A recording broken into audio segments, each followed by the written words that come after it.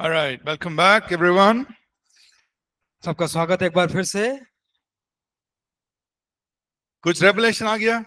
कुछ प्रकाशन आया आपको? आ गया? अच्छा, बहुत अच्छी बात। Okay, so what are some ways that we must not interpret this parable of the 10 virgins? और ये 10 जो कुंवारियां थी, इस दृष्टांत को किस प्रकार को हम उसका गलत अर्थ नहीं निकालना चाहिए, वो बताइए आप।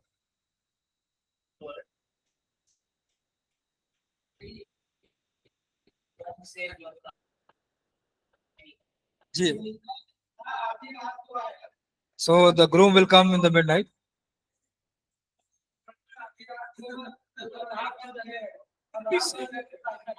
What he's saying is that it's written that the groom will come in midnight.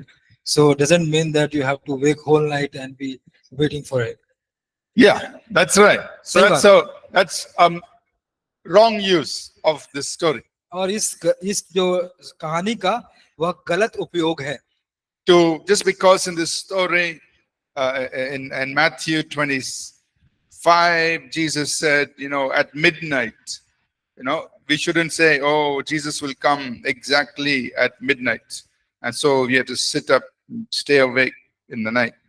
जी, और जैसे है कि यहाँ पर मत्ती 25 में लिखा हुआ है कि दूल्हा आधी रात को आएगा, तो ऐसा आप ना सोचे कि यीशु मसीह का आगमन आधी रात में होगा।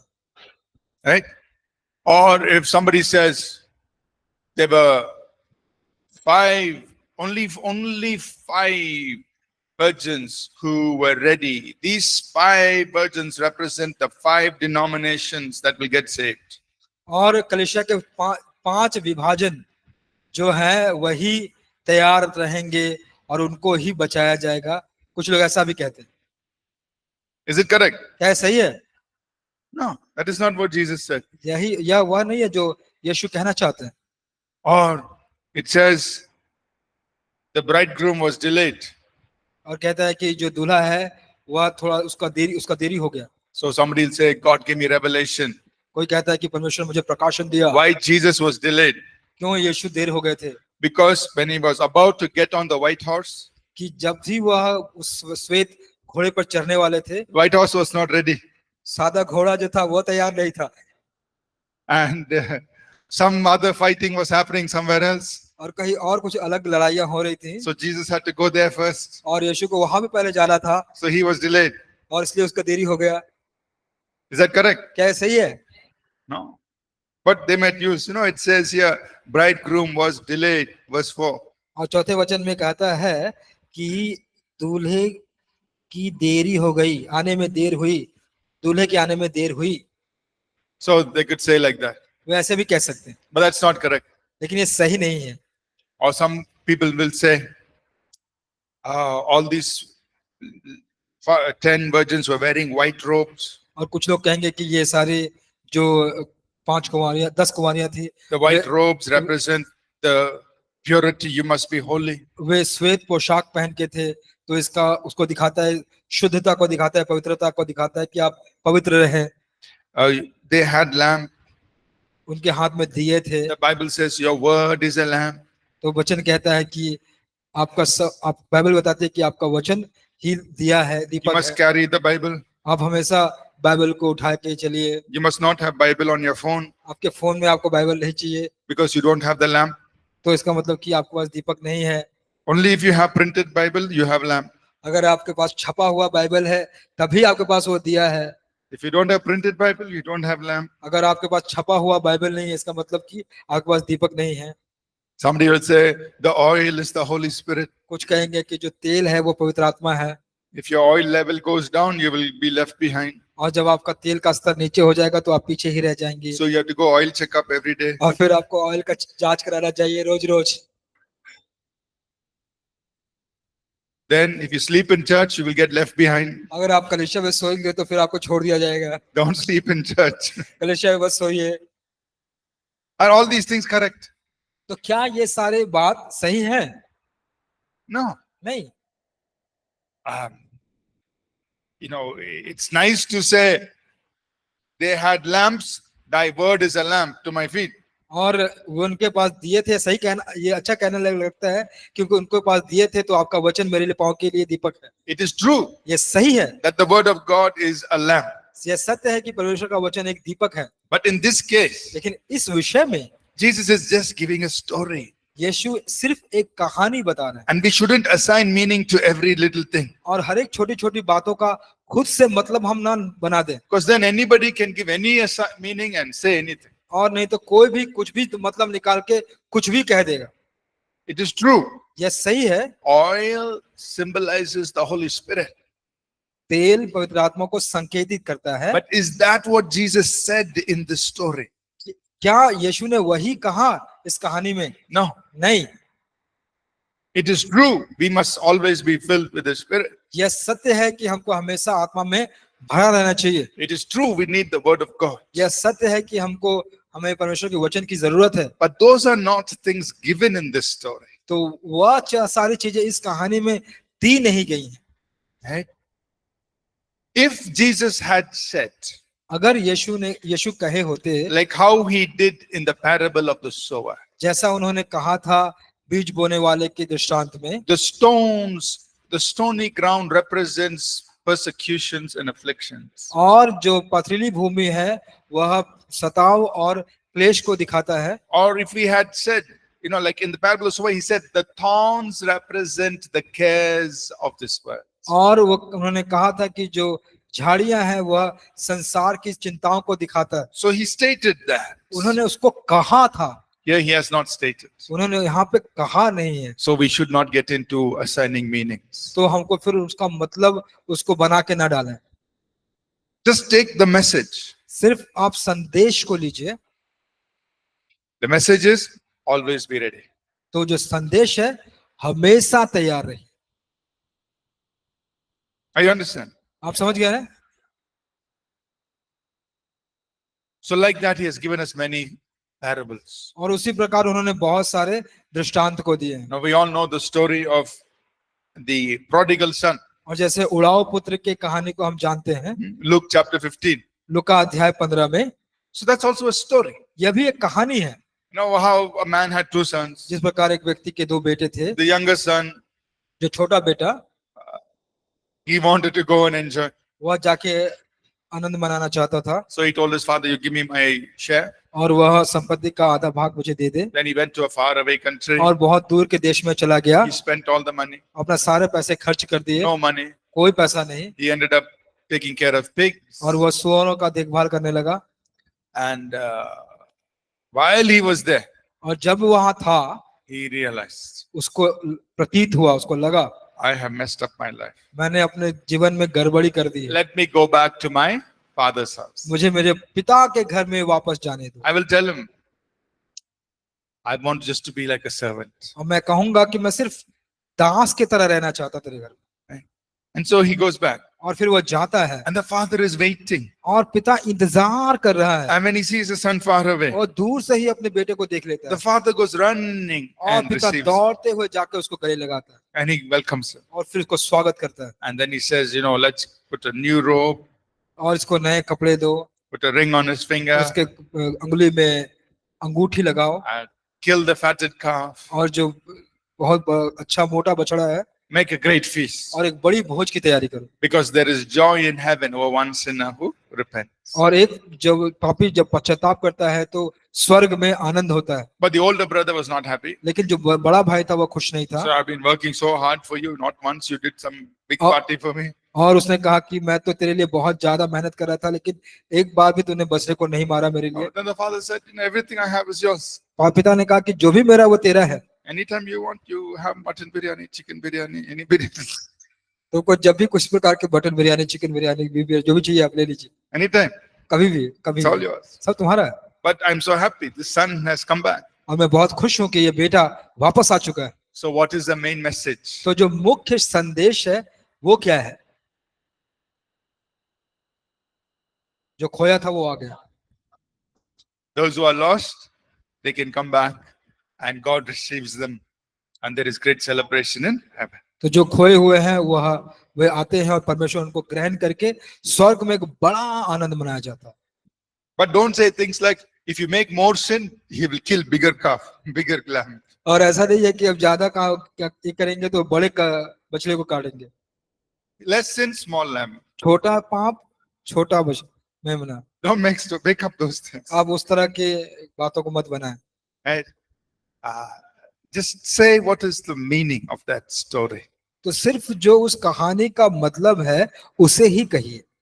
Amen? आमीन। So, like this, there are so many parables. We obviously can't read everything. उसी प्रकार बहुत सारे दृष्टांत है जो हम स्वाभाविक रूप से सबको तो नहीं पढ़ सकते, But the main message of the parable, it's already stated there in the text. और जो उस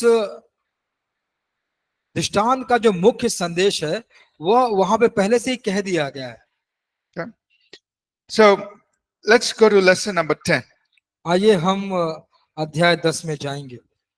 So here is one thing we must avoid doing. और यहाँ पे एक बहुत जरूरी बात है जिसको हमें करने से बचना चाहिए। Avoid allegorizing. और किसी बात का रूपक या अनुयोक्ति बनाना। Don't assign some stories or ideas into the text that is not there. और आप कुछ ऐसे कहानी को कहानी के अर्थ को ना बनाए जो वहां पे है ही नहीं, And or it is not supported by the rest of scripture. और जो दूसरे बाकी जो वचन है उसके साथ उसका सपोर्ट नहीं करता है तो आप उसको इस्तेमाल ना करें। For example, उदाहरण के रूप में, right? So that you would have heard many sermons where people were just giving some meaning to some text and just preaching. आपने सुना होगा कि बहुत सारे लोग बहुत सारे संदेश लेते हैं, बहुत सारे अर्थों को बताते हैं और उसका प्रचार कर देते हैं। Of course, many people say hallelujah, shout, make a lot of noise. और लोग कभी लोग हालेलुया कहते हैं, थोड़ा शोर मचाते हैं, ऐसा करते हैं। But that doesn't mean what he's preaching is correct. इसका मतलब ये नहीं है कि जो प्रचार कर रहे हैं उसका मतलब सही है। We have to think. हमें सोचना है। So just one side example, please go with me to Acts chapter 14. तो एक थोड़े उदाहरण के रूप में आइए मेरे साथ आप प्रेरितों के काम अध्याय 14 में जाइए। And let me give you this.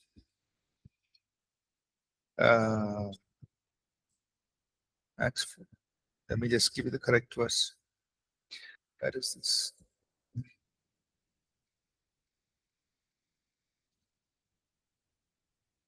Okay, sorry, Acts 17 प्रेरितों के काम 17 आप कीजिएगा and verse 11. Acts 17:11. Somebody could read it. और प्रेरितों के काम 17 का 11 कोई पढ़े। ये लोग तो थिस्सलुनीके के यहूदियों से भले थे और उन्होंने बड़ी लालसा से वचन ग्रहण किया और प्रतिदिन पवित्र शास्त्रों में ढूंढते रहे कि ये बातें यों ही है कि नहीं। So this is a good example to follow. यह बहुत ही अच्छा उदाहरण है जिसको हम लागू कर सकते हैं। So when Paul and his team, they came to this place called Berea. जब पौलुस और उसका दल इस जगह पे आया जिसको कहा जाता है बरिया, And they were preaching about Jesus. और वे यीशु के बारे में प्रचार कर रहे थे। Now think about Paul. आप पौलुस के बारे में सोचिए, He's a Pharisee. वह एक फरीसी है, He's like a PhD. वह एक पीएचडी किया हुआ है व्यक्ति है, बहुत पढ़ा लिखा है। You can imagine आप कल्पना कर सकते हैं when Paul was introduced in the synagogue. जब पौलुस को उस आराधनालय में परिचय दिया गया, Let us all welcome Reverend Dr. Paul. आइए सब हम श्रद्धेय डॉक्टर पॉल का हम स्वागत करें। He's a Pharisee. He studied very. क्योंकि वह फरीसी था, उसने बहुत अध्ययन किया था। But these people लेकिन ये लोग in Berea, इन बरिया में, it says they received the word, वे वचन को तो सुने, but they went and searched the scriptures लेकिन फिर वे गए और उसकी जांच की, उसको खोज to की, see if what Paul was saying was right or not. यह देखने के लिए कि जो पौलुस ने कहा वह सही था या नहीं। Right? They searched. वे लोग खोजे, वे लोग जांच किए। So we must be like that. तो हमें भी ऐसे रहने की जरूरत है। when you're listening to the word. जब आप वचन को सुनते हैं, Whoever is preaching, or I am preaching, or somebody else is preaching, कोई भी प्रचार करे, जैसे अगर मैं कर रहा हूँ या कोई और कर रहा है, you must check, is it right? तो आपको जरूरी है कि आप जांच कीजिए, क्या ये सही है, Is it correct?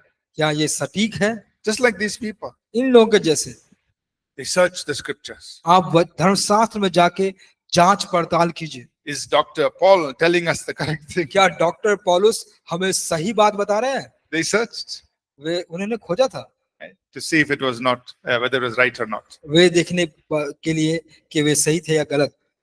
So, उसी प्रकार one of the things that we must avoid doing when we are interpreting scripture is to allegorize. और एक चीज जो हमें बचे रहना चाहिए, जो हम नहीं करना चाहिए, वह है किसी बात का अलंकार या रूपक बनाना। We have mentioned many examples last 2 days. और पिछले 2 दिनों में हम लोगों ने बहुत सारे उदाहरणों को आपको बताया। You just put some more examples here under chapter 10. और अध्याय 10 के अंतर्गत हम लोग और कुछ उदाहरण को ले सकते हैं। So, for example, look at the third one. आइए जो उदाहरण के रूप में तीसरा देखते हैं। When Abraham wanted to find a bride for Isaac, जब अब्राहम आइजैक के लिए, इसहाक के लिए एक दुल्हन खोजना चाहता था, so he called his servant Eliezer. और वह अपने जो दास है एलीजेर को बुलाया। And he sent Eliezer, he said, you go to my home country and find a bride for Isaac. और उसने कहा कि मेरे जो गृह देश है वहां पे जा और मेरे इसहाक पुत्र के लिए एक पत्नी दुल्हन ढूंढ के ला। So I heard one preacher, तो मैंने एक प्रचारक को सुना, Abraham is God the Father, Abraham है वो परमेश्वर पिता है, Isaac is Christ, और इसहाक है वह मसीह है, Eliezer is the Holy Spirit, एलीजेर पवित्र आत्मा है, and the bride is the church. और जो दुल्हन है वो कलीसिया है। So Eliezer, the Holy Spirit has been sent और फिर एलीजेर जो पवित्र आत्मा है उसको भेजा गया to find the church, the bride for Isaac. और कलीसिया में भेजा गया कि वह दुल्हन ढूंढे इसहाक के लिए। Is it correct or wrong? क्या सही है या गलत है? ये It's wrong. ये गलत है। What he is saying, वह क्या कह रहा है कि in one way it is true. एक नजरिए से ये सही है। Yes, God the Father is there. हाँ, पिता परमेश्वर है। Yes, Jesus is there. हाँ, यीशु है। Yes, Holy Spirit is there. हाँ, पवित्र आत्मा है। And the church is being made ready for Christ. कलीसिया को भी तैयार किया जा रहा है मसीह के लिए। That is true. ये सही है।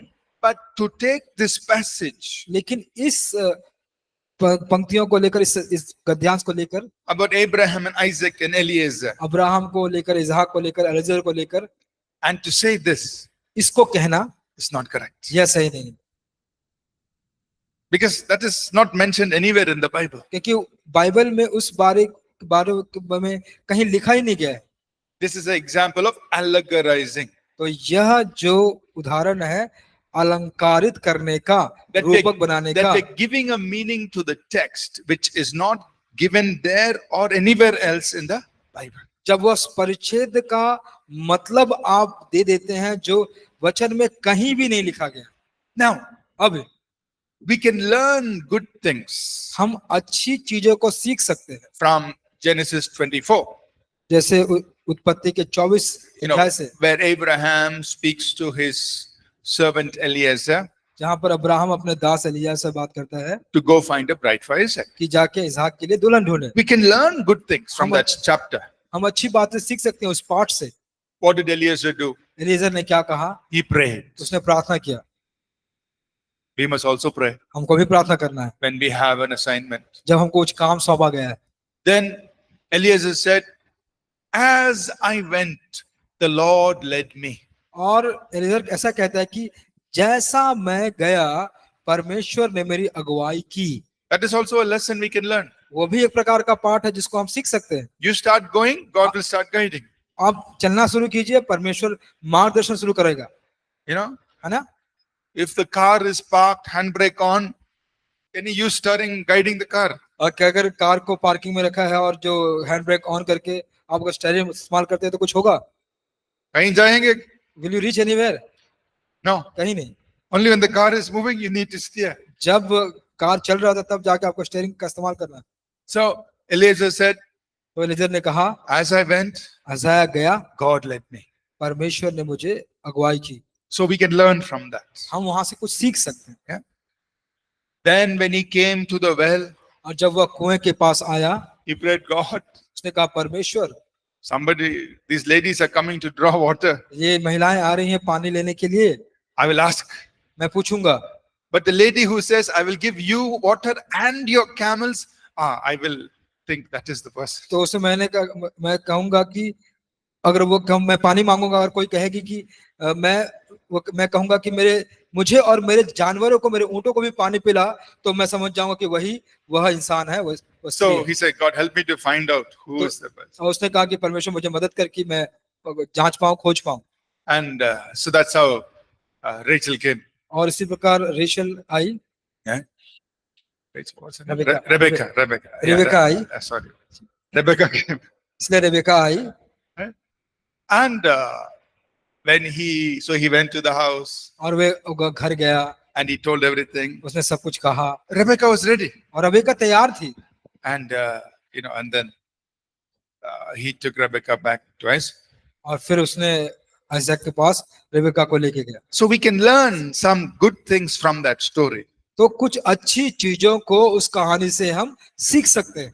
But we should not start giving meaning to everything. और लेकिन हमको उस सब चीजों का मतलब देना शुरू नहीं करना चाहिए। When Eliezer went to Rebecca's house, जब एलीजेर रेबेका के घर गया, he gave her all the jewelry. उसने सारे गहनों को उसको दिया। The Holy Spirit gives his gifts to the church. और पवित्र आत्मा अपनी कलीसिया को वरदानों को देता है। Is that correct or not? क्या सही है, गलत है? It's not. गलत है या सही है? It's not right. And the church must be ready और कलीसिया को तैयार रहना है to go and meet Isaac. कि इसहाक को जाके वो मिले। Isaac was meditating in the field. और मैदान में इसहाक मनन कर रहा था। Right now, the Lord Jesus is sitting at the Father's right hand meditating. और जिस प्रकार यीशु मसीह पिता के दाहिने हाथ बैठकर वह मनन कर रहा है। All that is galat. All these are सब गलत है। We must not do that. इससे आइए हम ऐसा ना करें। Just get the right insights from that chapter. जो जानकारी है उस अध्याय में, जो सही जानकारी है उसी को आप लीजिए। But don't give meaning to what is in the chapter. और अपना मतलब मत दीजिए जो उस पाठ में या अध्याय में लिखा गया। Take another example. चलिए दूसरा उदाहरण लेते हैं।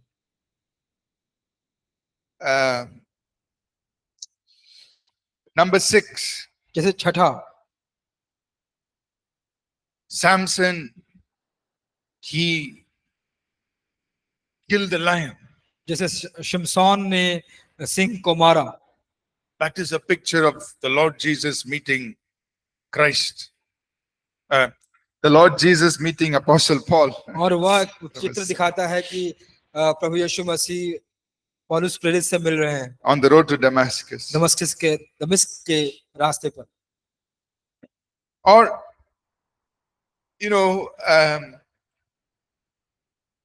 I heard another message, when the woman came and broke her costly jar of oil and anointed Jesus. That jar is representing her heart. It's broken, and she poured out everything from her heart, like all those kinds of things. तो मैंने ये भी स्त्री सुना था कि वह स्त्री आई, वह संगमरमर के पात्र जो इत्र से भरा था उसको उसने उड़ेल दिया, तोड़ दिया, जो दर्शाता है कि उसका दिल पूरा टूट गया था। ये सारी बातों को मैंने सुना। And those things are not correct. देखिए वो सारी जो बातें हैं वे सही नहीं है। We can learn from that story. हम उस कहानी से कुछ सीख सकते हैं। We can be inspired by the incident. उनसे हम प्रेरित हो सकते हैं। Yeah, just like this woman who gave her very best to Jesus, we also must give our very best to Jesus. That is the message we can take. जी, जो यह स्त्री ने अपना उत्तम भाग परमेश्वर को दे दिया, यीशु को दे दिया, हम भी हमारा उत्तम हम प्रभु को दे सकते हैं। इस कहानी से हम यह सीख प्राप्त कर सकते हैं। But don't add all kinds of meaning to the story. लेकिन बहुत सारे मतलबों को आप कृपया ना जोड़िए। You all with me so far? आप सब मेरे साथ है? Okay, any questions? कुछ प्रश्न है आपके पास? Okay, let's go to lesson number 11. आइए 11 अध्याय की ओर बढ़ेंगे। Now we're getting into some little difficult area, हम कुछ थोड़े से कठिन क्षेत्र में प्रवेश कर रहे हैं,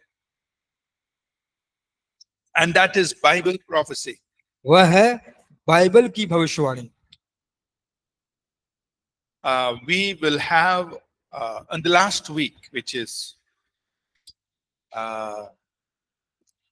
7th to 12th, जो अंतिम सप्ताह होगा, जो हमारा 7 जुलाई से 12 जुलाई के बीच होगा, we're going to study about the end times. और हम अंत समय के बारे में अध्ययन करने वाले हैं। So we will get into Bible prophecy. हम उस समय बाइबल भविष्यवाणी के बारे में पढ़ेंगे। But लेकिन Bible prophecy sometimes seems like it's difficult to understand Bible की भविष्यवाणी कभी-कभी लगता है कि बहुत कठिन है समझने के लिए, because in many of the in many places in the book of Revelation as well as in Daniel, there are very strange images that we read about. जैसे बुक दानियल की किताब में या प्रकाशित वाक्य में हम बहुत से अजीब चित्रों को देखते हैं, व्याख्या को देखते हैं, जो काफी समझने में आसान नहीं होती है। But I want us to understand that in every case, or in almost every case, मैं आपको यह समझना चाहता था कि लगभग हर एक विषय में, उस क्षेत्र में, the meaning of the images that we see is given in the text or at least somewhere in the Bible. और जो मतलब उस चरित्र या चित्र का दिया गया है, वह उसी पाठ में होता है या बाइबल में कहीं जरूर होता है। For example, Nebuchadnezzar had a dream. This is in Daniel chapter 2.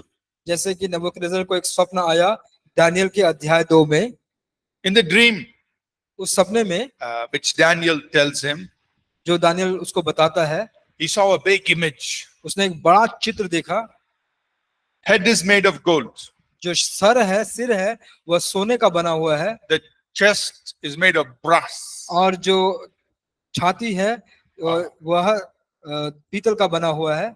Sorry, I think the made of silver, then the waist made of brass. मैं सोचता हूँ कि जो I छाती forget था, exactly, but it's in Daniel chapter 2. जी वह चांदी का बना हुआ है, और बाकी जो शरीर का भाग है वह पीतल का बना हुआ है। Bronze, iron, correct. और जो Feet of iron. और जो पैर थे वे लोहे के बने हुए। And then the legs, the feet, sorry, the legs of iron, the feet was a mix of iron and clay.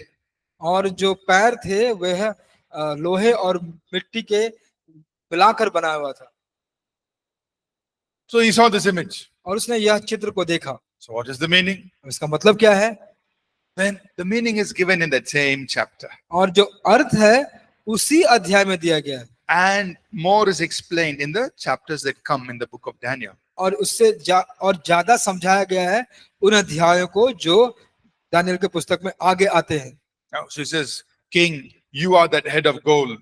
तो कहता है कि राजा तुम हो उस सोने का सिर। The kingdom that comes after you. और जो राजा आप तुम्हारे पास आता है। So each one represents the kingdoms that are coming after each other. और वह दर्शाता है उस राजा को जो एक करके एक इसके बाद आता है। Then in the end of time there will be a kingdom which is a mix of iron and clay. और फिर अंत के समय में एक ऐसा राजत्व आएगा जो सोने और मिट्टी, जो लोहे और मिट्टी का मिला होगा। And in the days of that kingdom, God, the God of heaven, will set up his kingdom on the earth. और उस राजत्व के दौरान जो परमेश्वर का राजा है, जो परमेश्वर स्वर्ग का परमेश्वर है, वह अपना राजत्व स्थापित करेगा। So that explanation is given in chapter 2 itself. और वह व्याख्या अध्याय 2 में ही दे दिया जा चुका है। Right? So when we read Bible prophecy, और जब हम बाइबल की भविष्यवाणी को पढ़ते हैं, the meaning is in that chapter or somewhere else in the Bible itself. जो मतलब है वह उसी भाग पाठ में या बाइबल के किसी अन्य भाग में दिया जा चुका है। That's the first thing वह पहली बात है to remember. उसको याद रखने के So लिए। don't get scared. Oh, I don't understand. आप ऐसे मत भयभीत हुए कि अरे मैं तो समझ ही नहीं पा रहा हूँ। And Daniel chapter 8, he sees one ram going towards the west. और वह एक भेड़े को देखता है जो पश्चिम की ओर जाता है। Then he sees another big goat coming from the east. और वो बड़े Sorry, from the east to the west, then another one coming from the west to the east. और फिर वो देखता है कि एक बकरा जो पूर्व से पश्चिम की ओर आ रहा है, One long horn, और उसका एक बहुत बड़ा सींग है, and suddenly the horn is broken. और अचानक वह सींग टूट जाता है। What is all this? ये सब क्या है? क्या हो रहा है? What is happening? आराम करो. Relax. Relax. The meaning is there in chapter 8. जी, मतलब वहीं पे है अध्याय 8 में, And it tells us clearly. और हमको साफ साफ बताता है। So we have to read. तो हमको पढ़ना जरूरी है, We will understand. तब जाके हम सीखेंगे, So that's the first. समझेंगे। वो पहली बात। Second thing we have to keep in mind when we are talking about Bible prophecy. और दूसरी बात जो हम बाइबल के भविष्यवाणी के बारे में बात करते हैं, याद रखने की जरूरत है कि That God can speak about centuries, even millennium or thousands of years in one simple sentence. देखिए, परमेश्वर दशकों को या 1000 साल के समय के अंतराल को आपको 1 सेकंड के अंदर समझा सकता है, बता सकता है। So look at Isaiah chapter 9 आइए हम देखेंगे यशायाह की पुस्तक अध्याय 9 and verse 6. उसका 6वां वचन। Can somebody read it? क्या कोई हमारे लिए पढ़ सकता है? Somebody read it for us, please. कोई पढ़ लिए हमारे लिए? Yes. क्योंकि हमारे लिए एक बालक उत्पन्न हुआ, हमें एक पुत्र दिया गया, और प्रभुता उसके कांधे पर होगी, और उसका नाम अद्भुत युक्ति करने वाला, पराक्रमी परमेश्वर, अनंत काल का पिता और शांति का राजकुमार रखा जाएगा। Now look at this verse. आइए इस वचन को हम देखेंगे। Isaiah is prophesying. ये यशायाह की भविष्यवाणी है। Unto us a son is born, हमारे लिए एक पुत्र जनेगा, unto us a son is given. हमें एक पुत्र दिया जाएगा। That happened 2000 years ago. यह हुआ 2000 साल पहले। Jesus was born, यीशु जन्मे, he came. वे आए। In that same verse, उसी वचन में he continues, वह लगातार बात कर रहा है, and the government will be on his shoulder. और वो कहता है कि प्रभुता उसके कांधे पर होगी। When will that happen? कब होगी? Revelation 20 and verse 4. प्रकाशित वाक्य 20 उसका 4वां वचन। So in this one verse, और इस एक वचन में there is about 2000 years in between those two sentences. और वह 2 वाक्यों के बीच में लगभग 2000 साल का अंतराल है।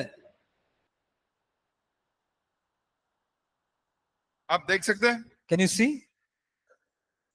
Unto us a child is born, हमारे लिए एक पुत्र दिया जाएगा, बालक उत्पन्न होगा, unto us a son is given, और हमको एक पुत्र दिया गया है,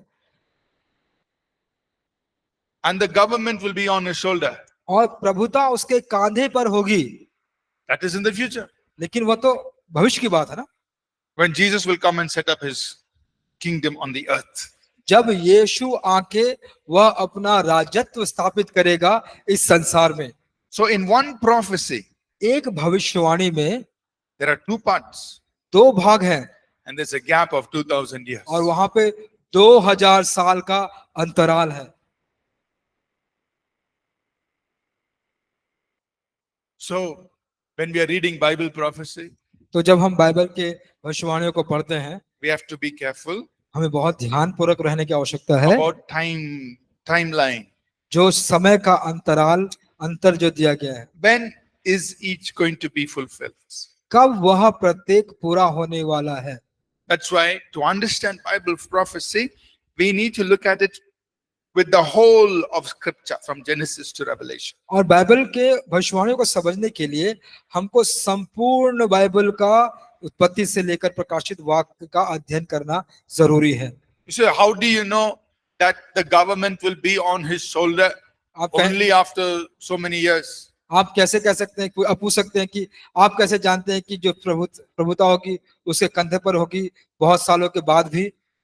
Because you read in Revelation 20 क्योंकि आप उसको पढ़ते हैं प्रकाशित वाक्य 20 अध्याय में that after Jesus comes, कि जब यीशु आएगा, verse 4, चौथा वचन, I saw throne, Revelation 20 verse 4, and I saw thrones and they sat on them, and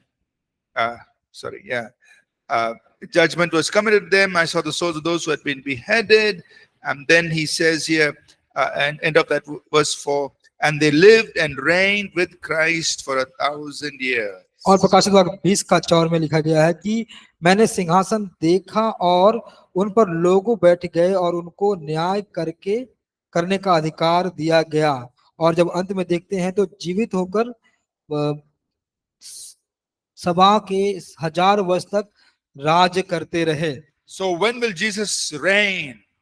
तो मसीह राज्य करते रहे, तो कब यीशु राज्य करेंगे? It's still yet to come. वो अभी आने वाला है। Revelation 20 verse 4.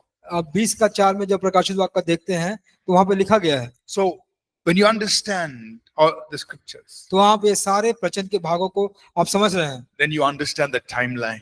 तब आप उस अंतराल को समझ पाते हैं। Okay? ठीक है, So that's just one example. और एक वैसा उदाहरण है That we must, when we're interpreting Bible prophecy, कि जब हम बाइबल के भविष्यवाणी को अर्थ बताते हैं, that we must keep our timeline in mind. कि हमारा जो समय का अंतराल है उसको मन में रखना बहुत जरूरी है। Sometimes कभी कभी things are spoken to us, or things are written in what appears like it's ulta, upside down. कभी कभी ऐसा प्रतीत होता है कि जो चीजें हमारे लिखी गई हैं वो विपरीत है, वो उल्टा है, ऊपर से नीचे, नीचे का ऊपर है, Yeah, as though it is out of order. जैसे कि वो उसमें कोई क्रम नहीं है। Then how will you put it in order? तो फिर आप उसको क्रमानुसार कैसे रखेंगे? Based on what we see in the rest of scripture. तो बाकी वचन के भागों को देखकर हम उसको ठीक से सजाएंगे। One example. उदाहरण के रूप में We go to Isaiah 65. आइए यशायाह 65 में अध्याय में जाएंगे।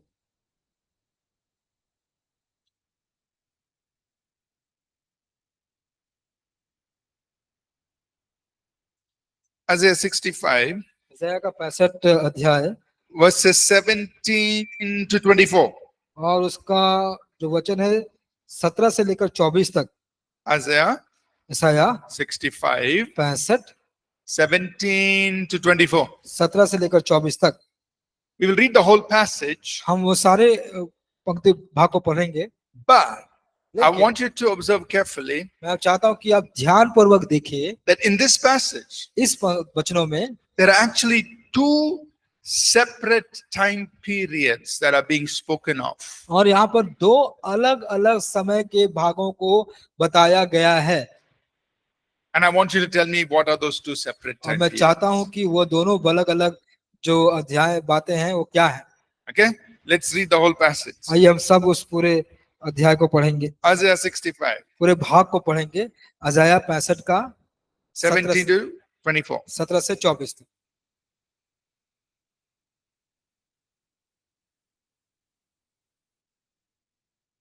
Somebody can read it in Hindi, कोई पढ़ सकता है क्या हिंदी में? or you want to read it loudly, or you want to read it quietly? आप क्या जोर से पढ़ना चाहते हैं या धीरे से पढ़ना चाहते हैं? क्योंकि देखो मैं नया आकाश और नई पृथ्वी उत्पन्न करता हूँ, और पहली बातें स्मरण ना रहेंगी और सोच विचार में भी ना आएंगी। इसलिए जो मैं उत्पन्न करने पर हूँ उसके कारण तुम हर्षित हो और सदा सर्वदा मगन रहो। क्योंकि देखो मैं यरूशलेम को मगन और उसकी प्रजा को आनंदित बनाऊंगा। मैं आप यरूशलेम के कारण मगन और अपनी प्रजा के हेतु हर्षित होऊंगा। उसमें फिर रोने या चिल्लाने का शब्द ना सुनाई पड़ेगा। उसमें फिर ना तो थोड़े दिन का बच्चा और ना ऐसा बूढ़ा जाता रहेगा जिसने अपनी आयु पूरी ना की हो। क्योंकि जो लड़कपन मैं मरने वाला है, वह 100 वर्ष का होकर मरेगा, परंतु पापी 100 वर्ष का होकर श्रापित ठहरेगा। वे घर बनाकर उनमें बसेंगे, वे दाख की वारियां लगाकर उनका फल खाएंगे। ऐसा नहीं होगा कि वे बनाएं और दूसरा बसे, या वे लगाएं और दूसरा खाएं, क्योंकि मेरी प्रजा की आयु वृक्षों की सी होगी और मेरे चुने हुए अपने कामों का पूरा लाभ उठाएंगे। उनका परिश्रम व्यर्थ ना होगा, ना उनके बालक घबराहट के लिए उत्पन्न होंगे, क्योंकि वे यहोवा के धन्य लोगों का वंश ठहरेंगे और उनके बाल बच्चे उनसे अलग ना होंगे। उनके पुकारने से पहले ही मैं उनको उत्तर दूंगा और उनके मांगते ही मैं उनकी सुन लूंगा। भेड़िया और मेमना एक संग चरा करेंगे और सिंह बैल के समान भूसा खाएगा और सर्प का आहार मिट्टी मिट्टी ही रहेगा।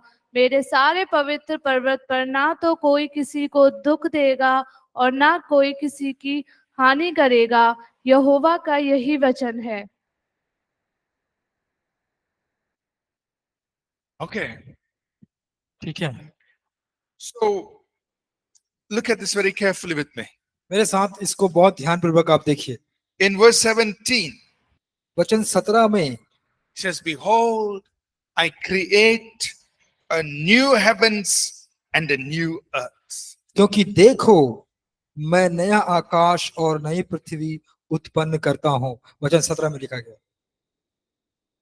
We read the same. Keep your hand in Isaiah 65. अपना हाथ जो है वह यशायाह के 65 अध्याय में रखिए। We read the same thing in Revelation 21. और वही हम पढ़ते हैं प्रकाशित वाक्य के 21वें अध्याय में भी।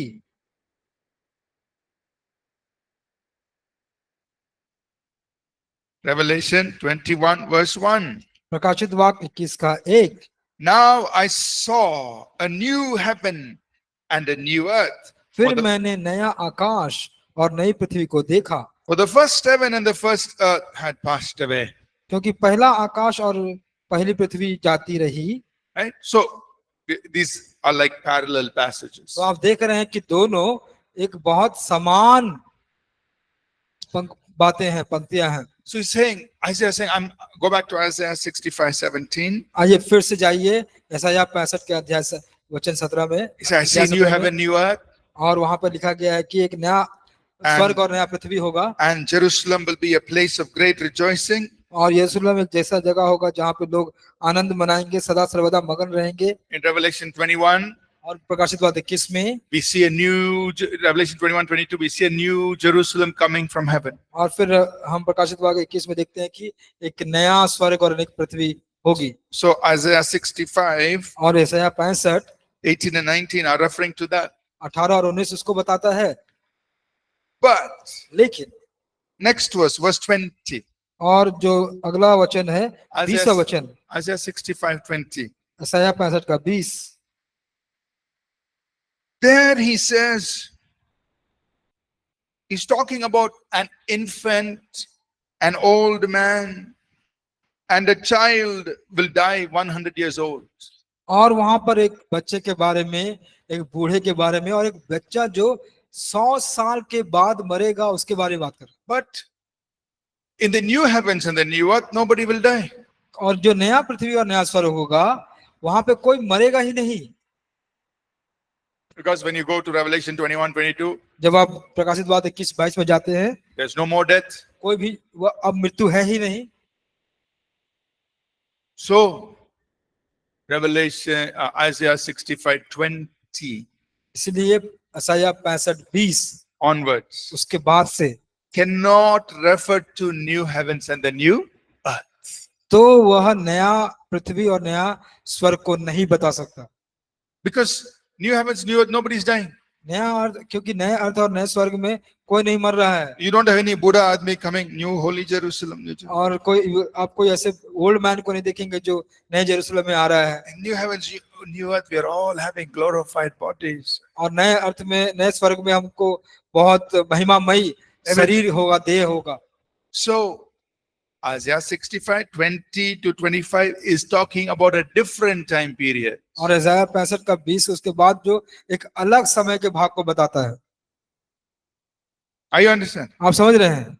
Because as you read on in Isaiah 65, 21, और जब आप पढ़ते हैं यशायाह 65 के 21वें वचन से saying they will build houses, कि वह घर बनाएंगे they will plant vineyards. और वह बारियां लगाएंगे। In the new heavens, new earth, you're not building any house. नए स्वर्ग और नए पृथ्वी पे तो आप कभी घर नहीं बना रहे हैं, You're not planting any vineyard. कोई बारी भी नहीं लगा रहे हैं। And then he says, same in verse 25, और 25 वचन में कहता है wolf and lamb will lie together, feed together. भेड़िया और मेमना एक संग चरा करेंगे The lion will eat straw like the ox. और जो सिंह होगा वह बैल की नहीं भूसा खाएगा। So then you say, but what is he talking about? तो आप कहते हैं कि ये इसके बारे में या किस बारे में बात कर रहा है? This is not about new heavens, new earth, यह नए स्वर्ग और नए पृथ्वी के बारे में नहीं है। because nobody's going to die. कोई वहां पे नहीं मरेगा We're not going to be building houses, planting vineyards. और कोई बारी नहीं लगाएगा, कोई घर नहीं बनाएगा। But this is also not talking about our time. लेकिन यह हमारे समय के बारे में भी नहीं बात कर रहा है। Because today lion and lamb are not, what to say, friend. क्योंकि अभी जो सिंह और बैल है वो दोनों दोस्त नहीं है Child is not playing with a snake. और बच्चा कोई सांप से नहीं खेल रहा है। So what's he talking about? तो ये किसके बारे में बात कर रहा है? So then this he's talking about is the millennial reign of Christ. और यह जो 1000 साल का राज्य होगा मसीह का, उसके बारे में बात कर रहे हैं। How do we know that? हम उसको कैसे जान पाते हैं? Because the same language is used in Isaiah और chapter 11, और वही भाषा को इस्तेमाल किया गया है यशायाह के 11 अध्याय में। and also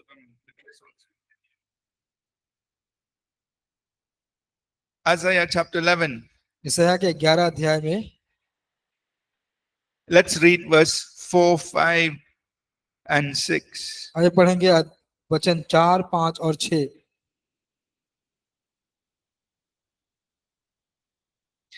Notice in Isaiah 11, starting, we'll actually look at from verse 1. हम देखेंगे एक अध्याय वचन से He's talking about Jesus. वह यीशु के बारे में कहते हैं। They will come forth a rod from the stem of Jesse, और वह ठूंठ से निकल कर आते हैं and a branch will grow out of his roots. तब यीशु के ठूंठ से एक डाली फूट निकलेगी। So he's talking about Jesus, वह यीशु के बारे में कहता है and he's talking about his reign on the earth. That's in verse 5. और 5वें वचन में वह बताता है उसके राजत्व के बारे में, जो अध्याय जो वचन 5 में लिखा गया है।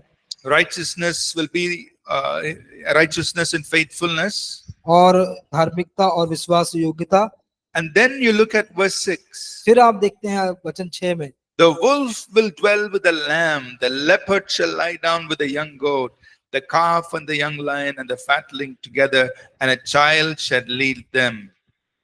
तब भेड़िया भेड़ के बच्चे के संग रहा करेगा और चीता बकरी के बच्चे के साथ बैठा करेगा, और बछड़ा और जवान सिंह और पाला पोसा हुआ बैल तीनों इकट्ठे रहेंगे, और एक छोटा लड़का उनकी अगुवाई करेगा। Notice verse 8. 8 वचन को देखेंगे।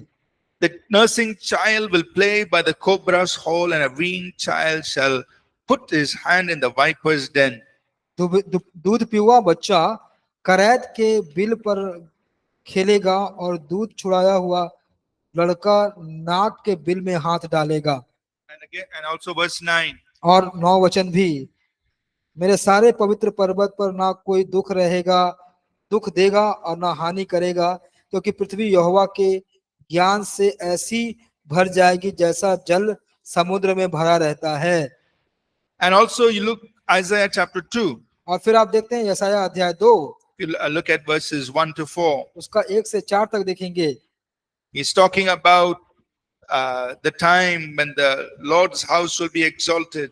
और वह इस बात को कहता है जब परमेश्वर का भवन को उठाया जाएगा, And people will say, come, let us go and worship the Lord. और लोग कहेंगे कि आओ हम यहोवा के वचन भवन को उठाया जाएगा और परमेश्वर की हम आराधना करते हैं। Verse 4. पर 4था वचन, He will judge the nations. They will make their swords into plowshares.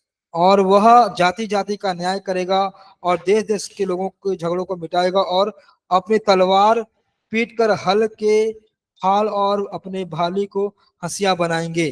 So all of this is exactly same as what we read in Isaiah 65. और ये सारे उसी प्रकार वैसे मिलते जुलते हैं जो हम लोगों ने पढ़ा यशाया के 65 अध्याय में। So we can say तो हम कह सकते हैं Isaiah 65 यशाया 65 अध्याय verse 20 to 25, उसका 20 से लेकर 25 वचन, it is the same as Isaiah 11, और वह समान रूप से यशाया 11, Isaiah 2, यशाया 2 that is talking about the reign of Jesus on the earth. यह बात कर रहा है यीशु मसीह के राजत्व शासन के बारे में इस पृथ्वी पर, That Jesus will reign 1000 years. कि यीशु मसीह 1000 साल तक राज्य करेंगे। When he is reigning on the earth for 1000 years, और जब अपना शासन 1000 साल तक करेंगे, that time the nature of everything will be changed. तब सारी बातों का जो स्वभाव है वह बदल जाएगा। The lion will lie down with the lamb.